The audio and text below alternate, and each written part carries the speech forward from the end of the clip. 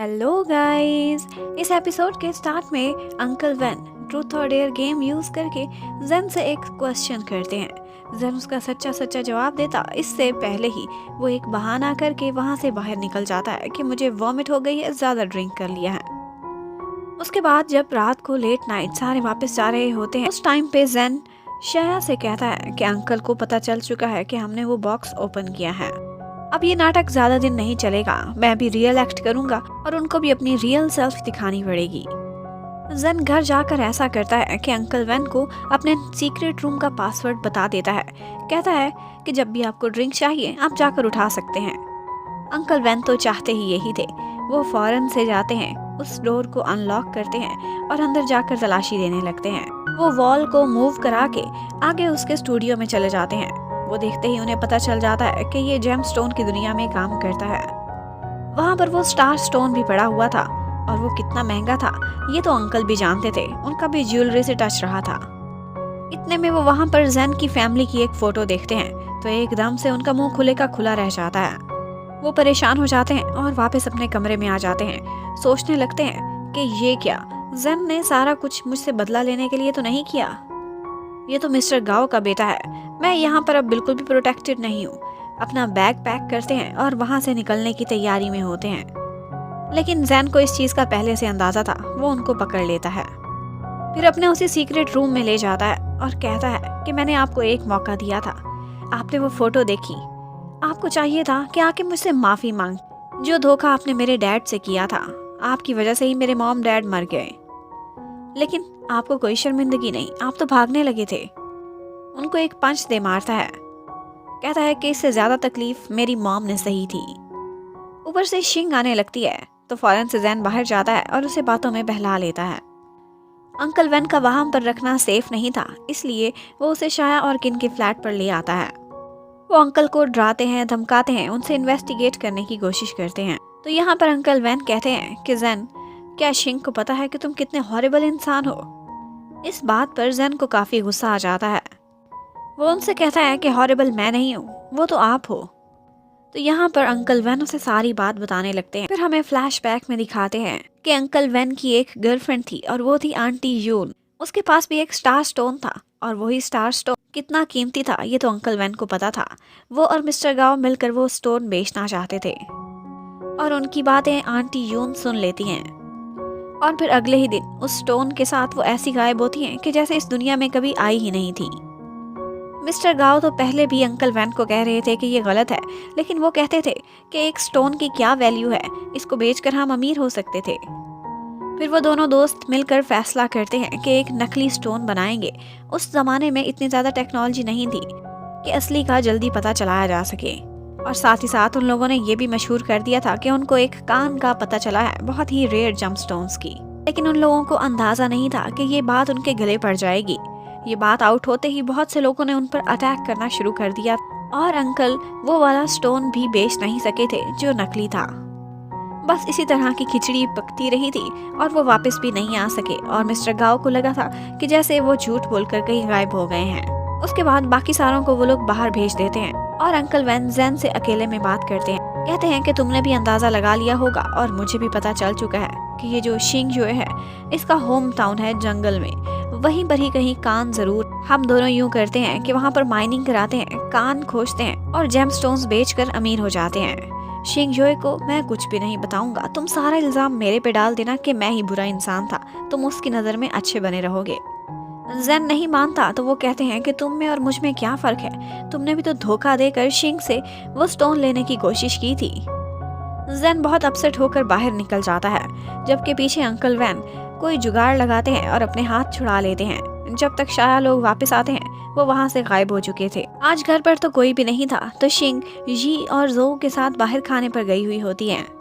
जी वहाँ से उठता है तो जो बातों बातों में शिंग को कहती है कि मुझे तो इसकी बातों पर बिल्कुल भी कोई यकीन नहीं है, ये एस्ट्रोलॉजी ये सब कुछ मुझे बिल्कुल बकवास लगता है।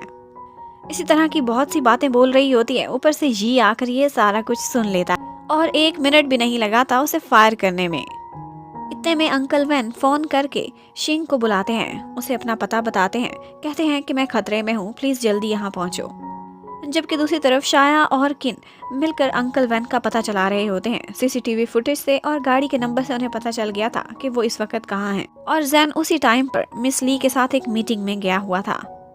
शिंग उसे फोन करके ये सारा कुछ बताने लगती है। हालांकि अंकल वैन ने मना भी किया था, फिर भी, क्योंकि वो उससे प्यार बहुत करती थी, लेकिन जैन बिजी होने की वजह से उसकी कॉल नहीं उठाता। जैन मिस ली को और डोंग को वही पेपर निकाल कर दिखा देता है जो उस बॉक्स में से निकला था। एक्चुअली वो कहीं का नक्शा नहीं था, बल्कि एक डिजाइन था, नकली जेमस्टोन का डिजाइन जो बिल्कुल बनने के बाद असली जैसा दिखता था। वो कहता है कि हमारा ताल्लुक यहीं तक था। आपने मुझे वो बॉक्स ओपन करके राज खोलने को कहा था, तो राज यही है कि वो जेमस्टोन भी नकली और रेयर जेमस्टोन्स की कान होने वाली बात वो भी नकली फैलाई गई थी। अब हमारा कॉन्ट्रैक्ट खत्म और आपका मेरा बिजनेस रिलेशनशिप भी खत्म। मिस ली को ये सारा कुछ सुनकर परेशानी हो रही थी। वो सोचती हैं कि अंकल वैन से खुद ही मिला जाए। जैसे ही शिंग वहाँ पहुँचती है जहाँ अंकल वैन ने बुलाया था, ऊपर से शाया भी बहुत सारे गुंडों को लेकर पहुँच चुकी थी, तो अंकल वैन वहाँ से एक बस में बैठकर गायब हो जाते हैं, जबकि जैन को भी ये सारी इन्फॉर्मेशन मिल जाती है। उधर दिखाते हैं कि जोउ जबरदस्ती आज यी के घर पर आ गई है। झूठ बोलती है कि मेरे घर में पाइप्स खराब हो गए थे। वो तो बहुत कहता है कि मैं पैसे देता हूँ, तुम किसी होटल में जाकर रहो, लेकिन आंटी भी साथ में मिली हुई थी। वो उसे जबरदस्ती यी के घर पर ठहरा देती हैं। कहती हैं कि ये घर मेरे नाम पर है, मेरी मर्जी चलेगी। जबकि जैन जब तक वो उस जगह पर पहुँचता है वहाँ बहुत बारिश हो रही थी। शिंग जिद कर रही थी कि अंकल वैन को ढूंढना है। जैन गुस्से में आ जाता है और अंकल वैन की दी हुई वो रिंग्स जो उन दोनों ने गले में पहनी हुई थी उतार के साइड पर फेंक देता है। शिंग बहुत अपसेट होती है, उनको बारिश में बैठकर ढूंढने लगती है। शाया जैन को रियलाइज कराती है कि देखो इस बेचारी को तो कुछ भी नहीं पता, तुम इसे कुछ बता क्यों नहीं देते। लेकिन जैन कहता है कि ये अभी इनोसेंट है, इसे झूठ तक नहीं बोलना आता। मैं नहीं चाहता कि इसकी इनोसेंस खत्म हो, रिश्तों पर से इसका विश्वास खत्म हो। उसके बाद जैन शिंग को लेकर घर आता है। शिंग बहुत गुस्से में थी, कहती है कि मुझे मेरा रिंग नेकलेस वापस चाहिए, वो हमारे प्यार की पहली निशानी थी। लेकिन जैन कहता है परेशान ना हो, तुम्हारा प्यार तुम्हारे सामने तो खड़ा है, तो उस रिंग नेकलेस की क्या जरूरत है। उधर अंकल वैन वो सोचते हैं कि जैन तो मेरे हाथ लगा नहीं, अब जैन से मुकाबला करने के लिए मैं अकेला कैसे खड़ा हो सकता हूँ, मुझे किसी साथी की जरूरत है। और वो फैसला करते हैं कि वो डोंग से हाथ मिला लेंगे। वो उसके पास जाते हैं, कहते हैं उस टाइम पर बेशक वो कान नकली थी जो हमने बात फैलाई थी, वो जेमस्टोन भी नकली था, लेकिन एक असली कान है जिसका मुझे पता है। उसका पता मैं तभी बताऊंगा जब तुम लोग मेरे से कोऑपरेट करोगे। जबकि दूसरी तरफ किन और शाया इसी बारे में सोच रहे होते हैं कि अगर वो अंकल वैन की जगह पर होते तो इस वक्त क्या स्टेप लेते और कहाँ जाते। फिर थोड़ी बहुत कैलकुलेशन करने के बाद उन्हें अंदाजा हो जाता है कि वो यकीनन अब डोंग के पास गए होंगे, और यही बात वो बाद में कंफर्म भी कर लेते हैं। जबकि रात के टाइम पर जैन एक नेकलेस का स्केच बना रहा होता है। शिंग वो देखती है तो हैरान रह जाती है। जैन एक्चुअली प्लान कर रहा था कि उसी स्टार स्टोन का नेकलेस बनाकर वो शिंग को देगा। जैन शिंग को किस करना चाहता था, लेकिन वो कहती है कि मुझे फ्लू हो गया है। वो कहता है कोई बात नहीं, मेरी मॉम कहती थी फ्लू का वायरस किसी और को दे दो तो तुम्हारा ठीक हो जाएगा। जैन अब काफी परेशान हो गया था, उसे पता था कि हालात उसके कंट्रोल से बाहर होते जा रहे हैं। अब शिंग भी खतरे में पड़ सकती है। जैसे ही मिस ली को पता चलेगा कि कान शिंग के एरिया में है, वो आज सुबह सुबह शिंग के पास आता है। कहता है कि अगर तुम्हें पता चले कि तुम्हारी लाइफ में एक ही दिन बाकी बचा है तो तुम क्या करोगी। वो अपनी 2-3 विशेस बताती है। कहती है कि एक तो मैं अपनी लेडी ब्रोस के साथ शॉपिंग करना चाहती हूँ, मैंने कभी अपनी बर्थडे नहीं मनाई, वो मनाना चाहती हूँ। और मेरी एक और विश है कि तुम स्नोफॉल हो रही हो और मुझसे अपना लव कन्फेस करो, अपनी फीलिंग्स बताओ। जबकि दूसरी तरफ हम देखते हैं कि शाया अब किन को थोड़ा थोड़ा ग्रीन सिग्नल देने लगी थी। जैन से मूव ऑन कर चुकी थी, लेकिन वो इतना भोला था उसे समझ ही नहीं आती। शाया सितारे देखना चाहती थी, तो उसकी विश पूरी करने के लिए किन ने एक स्टार प्रोजेक्टर लिया था। शाया को ये सब बहुत अच्छा लगता है। वो किन से एक रोमांटिक बात पूछती है, लेकिन वो आगे से एक साइंटिफिक सा जवाब देने लगता है। तो शाया सोचती है कि तुम कब बड़े होगे, प्यार व्यार की बातें भी करना सीखो ना। अब जैन ने शिंग की वो विश तो पूरी कर दी थी और वो दोनों फ्रेंड्स उसकी साथ आ जाती हैं। अब वो लेडी ब्रोस बन चुकी थी तीनों, और मिलकर बहुत सारी शॉपिंग करने निकल जाती हैं। तीनों बॉयज उनका वेट कर रहे होते हैं। यहाँ पर रेस्टोरेंट में बैठे बैठे जैन जिन जिन गर्ल्स को देखता था उनके बारे में जो भी बोलता था वो क्वालिटीज बिल्कुल एग्जैक्टली उन पर पूरी उतरती थी। ये देखकर किन काफ़ी इम्प्रेस हो जाता है। जैन उससे कहता है कि अपनी फीलिंग्स मुझसे ना छुपाओ, मुझे पता है कि तुम शाया में इंटरेस्टेड हो, अभी उसे बोल दो, वरना ये ना हो कि वो जल्द ही किसी ब्लाइंड डेट पर चली जाए। और तो और वो किन को टिप्स भी देता है कि किस तरह से लड़कियों को इम्प्रेस किया जाता है। उसके बाद वो गर्ल्स काफ़ी सारी शॉपिंग करके वापस पहुंच जाती हैं। जैन अनाउंस करता है कि कल मेरी गर्लफ्रेंड शिंग की बर्थडे है और तुम सारे लोगों ने आना है, बहुत सारे गिफ्ट साथ लेकर आने हैं।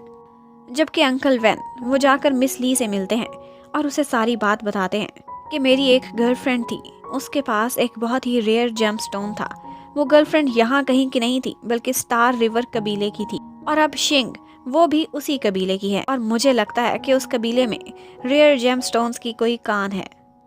मिस ली ये सारा कुछ सुनकर काफ़ी हैरान हो जाती है और बाद में डोंग के साथ प्लानिंग करने लगती है कि वो जल्द ही शिंग को किडनैप करेंगे। आज घर जाकर शिंग जैन से एक अजीब सा क्वेश्चन करती है। कहती है कि तुम पहले भी मेरे साथ बहुत काइंड हुए थे, लेकिन तब तुमने पता है क्या किया था? मेरा स्टार स्टोन चुराया था और उस रात को वहाँ से भाग गए थे। अब तुम फिर से उसी तरह से काइंड हो रहे हो, आप क्या करने जा रहे हो? लेकिन जैन कोई भी जवाब नहीं देता। उसके बाद हमें दिखाते हैं कि रात को शिंग तो सो जाती है, लेकिन जैन सारा टाइम पर बैठकर उसकी फेवरेट बुक लिटिल प्रिंस को एक आईपॉड में रिकॉर्ड कर देता है अपनी आवाज़ में, और सोती हुई शिंग को किस करता है और आई एम सॉरी भी बोलता है। अब अगले दिन सारे लोग बहुत ज़ोरों शोर से शिंग की बर्थडे मनाने की तैयारी कर रहे थे। कोई कुकिंग कर रहा था, कोई बलून्स फुला रहा था, और शाया अंदर जाकर शिंग को रेडी कर रही थी। शिंग आती है तो सारे लोग उसे गिफ्ट्स देते हैं और जैन उसे गिफ्ट में देता है वही आईपॉड जिसमें उसने अपनी आवाज़ रिकॉर्ड की हुई थी। शिंग आज बहुत खुश थी, वो पहली दफ़ा अपनी बर्थडे सेलिब्रेट कर रही थी। यहाँ पर जैन उसे कहता है कि डिनर के बाद तुम्हारे लिए एक बहुत बड़ा सरप्राइज आने वाला है, और यहीं पर ये पार्ट खत्म होता है। Thank you for watching, stay connected, bye bye.